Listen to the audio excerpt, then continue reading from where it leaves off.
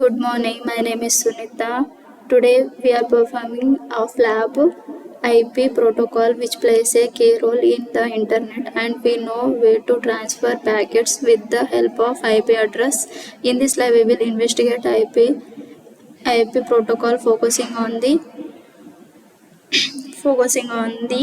IP datagram, and before doing this lab you have to have some basic knowledge which is prerequisite for this lab of first phase of this pro lab is execution of trace route, and the IP address is the uniquely identified number assigned to every device connected to the internet.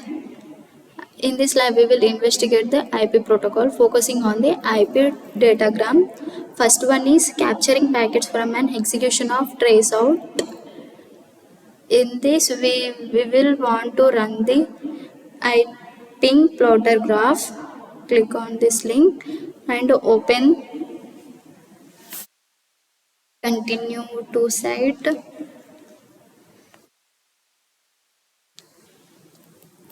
Now we can download and see the ping plotting graph. I already done this, so I'm not doing now. We can open the Wireshark and begin packet captures. I'm opening the Wireshark. Wait a minute. Click on Wi-Fi. These are the packets capturing tools. In the Wireshark, stop and search ICMP. So we get like this. These are the packet captures,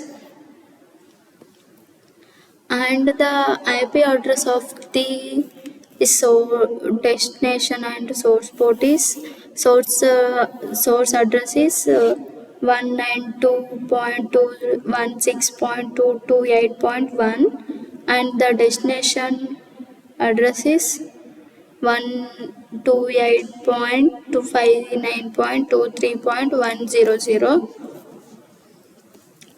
Now we can discuss the question and answers.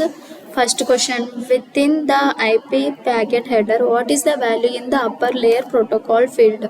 The value is ICMP. Only one header is there in the upper layer. The second question is, how many bytes are in the IP header? There are 20 bytes are there in the IP header. And third question is, has this IP datagram have been fragmented? Explain how you determine whether or not the datagram has been fragmented. This IP diagram is not fragmented. If fragmented flag is not set, then diagram is not fragmented. If fragmented flag is set, then diagram is fragmented. Check it once here. I am showing. Now, fourth question, which field is in the IP datagram is always changed from the one datagram to the next within this series of ICMP messages sent by your computer? The identification field and TTL. TTL stands for time to life field and header checksum field. I am showing in POC. I have already done this lab in POC, so I am directly showing. I am not doing in Wireshark lab because some issues are getting, so I am not showing in the Wireshark. Fifth question, which field stays constant? Source address, destination address, header length and IP version. Which of the fields must stay constant? The identification field, TTL and header checksum field. Answers. Sixth question. Describe the pattern you see in the values in the identification field of the IP datagram. Answer. I see that the values of this field is increased by 1. Here checkmarks. Seventh question, what is the value in the identification field and the TTL field? Identification field is OX4FCD and TTL time to live is 243. Does eighth question, does these values remain unchanged for all the ICMP TTL exceed reply sent to your computer by the nearest router? Why? Answer. The identification field value is changed but TTL is unchanged. Check it once.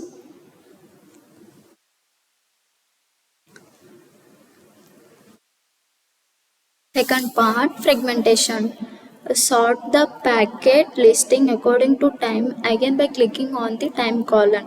Ninth question, find the first ICMP echo request message that was sent by your computer after you changed the packet size in ping plotter to be 2000. Has the message been fragmented across more than one IP datagram? It has two fragmented here. uh, Two IPv fragmented. One is /92 and /93. 11th question. Print out the first fragmented of the fragmented IP datagram. In the IP header of the first fragmented, the more fragment flag was set. It indicates that it has another fragmented. And the IP datagram is 1480 bytes long. Here we get the results in Wireshark. See, want to see. Now, 12th question. Print out the second fragment of the fragmented IP datagram. What information in the IP header indicates that this is not the first datagram fragment? Are there more fragments? How can you tell? The flag is 0x0. 0x0, that means it has not any fragment, therefore it is the last fragment but not first fragment. 13th question, the what fields change in the IP header between the first and second fragment? Total length, flags, more fragment, fragment offset, first fragment and second fragment.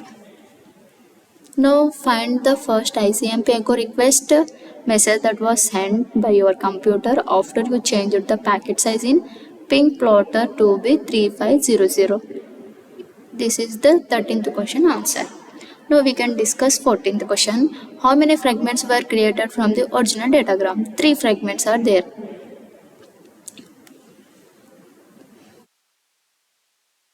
This is the answer. Now 15th question. What fields change in the IP header among the fragments? Total length, flags, more fragments, fragments offset. This is the first fragment, second fragment and third fragment.